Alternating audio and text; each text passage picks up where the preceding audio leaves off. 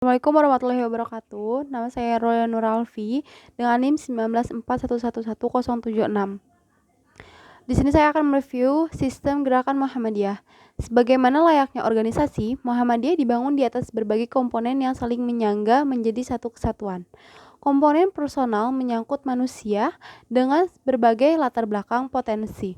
Komponen struktural terdiri atas berbagai organ kelembagaan seperti struktur kepemimpinan, persyarikatan, pusat hingga ranting, majelis, lembaga, organisasi, organisasi otonom, amal usaha, dan berbagai komponen lainnya.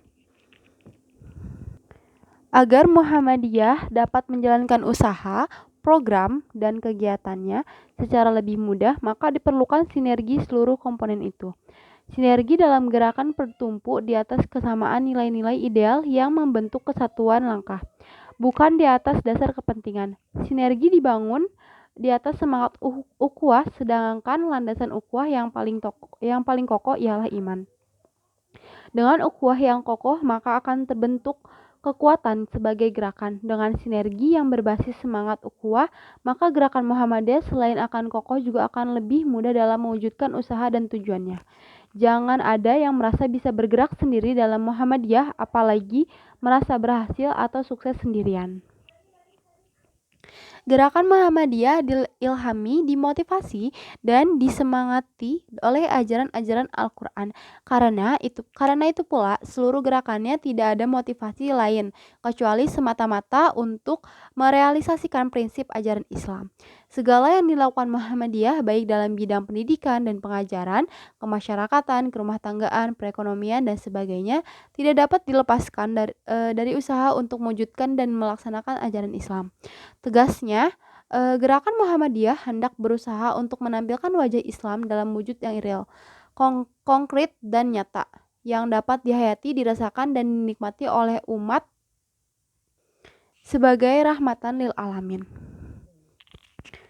Sebagai gerakan dakwah, berdasarkan surat Al-Imran ayat 104, inilah Muhammadiyah meletakkan khitah atau strategi dasar perjuangannya, yaitu dakwah Islam, amar ma'ruf nahi mungkar dengan masyarakat sebagai medan juangnya.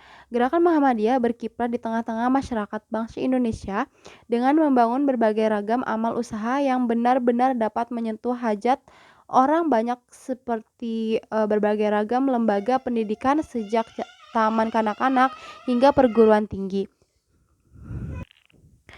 Semua amal usaha diadakan dengan niat dan tujuan tunggal, yaitu untuk dijadikan sarana dan prasarana wahana dakwah.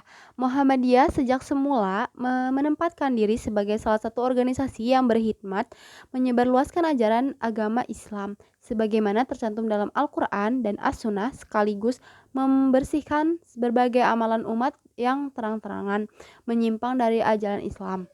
Lalu baik berupa tahayul, hurufat maupun bid'ah lewat gerakan dakwah.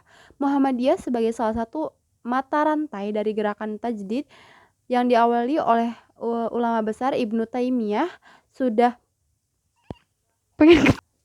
Muhammadiyah sebagai salah satu mata rantai dari gerakan tajdid yang diawali oleh ulama besar yaitu Ibnu Taimiyah sudah barang tentu ada kesamaan nafas, yaitu memerangi secara total berbagai penyimpangan ajaran Islam sebagai syirik, hurufat, bid'ah, dan tahayul.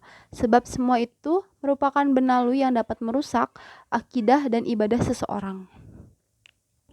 Lalu ada organisasi Muhammadiyah, jaringan kelembagaan Muhammadiyah. Ada pertama pimpinan pusat, lalu pimpinan wilayah, lalu pimpinan daerah, pimpinan cabang, pimpinan ranting, jamaah Muhammadiyah.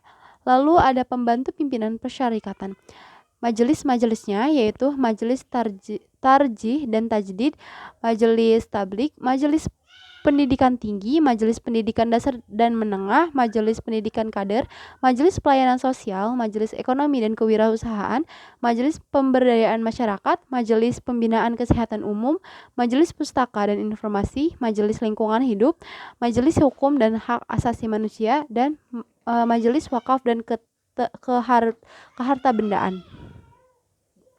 Lalu ada lembaga-lembaganya, Yang pertama ada lembaga pengembangan, cabang dan ranting, lalu lembaga pembinaan dan pengawasan keuangan, lalu ada lembaga penelitian dan pengembangan, lembaga penanganan bencana, lembaga zakat infak dan sedekah, lembaga hikmah dan kebijakan publik, lembaga seni budaya dan olahraga, lembaga hubungan dan kerjasama internasional. Lalu ada organisasi otonom. Yang pertama ada Aisyah, kemudian Pemuda Muhammadiyah, lalu ada Nasyiatul Aisyah, lalu ada Ikatan Pelajar Muhammadiyah, Ikatan Mahasiswa Muhammadiyah, Hizbul Waton, dan Tapak Suci. Mungkin sekian yang bisa saya sampaikan, kurang lebihnya mohon dimaafkan. Wassalamualaikum warahmatullahi wabarakatuh.